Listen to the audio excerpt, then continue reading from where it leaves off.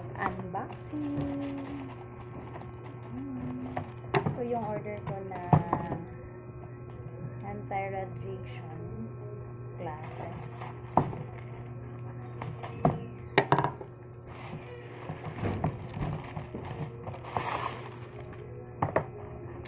So, may box siya, guys.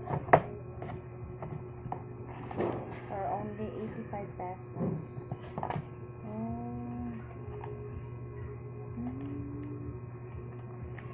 May sticker na siya, guys. Ito yung laman niya. Ito yung laman niya.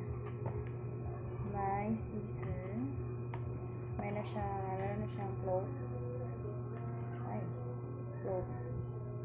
And then alcohol pad. And then ito na siya, guys. Akala ko meron siya yung blue light para ma-detect natin. So, okay naman siya, guys. Maganda naman siya. Tingnan niyo. And then, yung likod niya, ganito. So, subukan natin. So,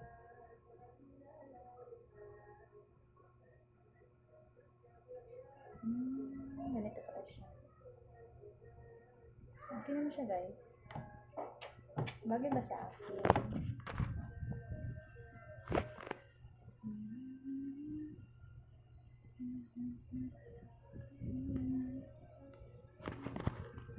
Need talaga natin gumamit ng mga anti-radiation, guys. Lalo na pag hindi tayo gumamit ng mga gadgets, yung cellphone, computer.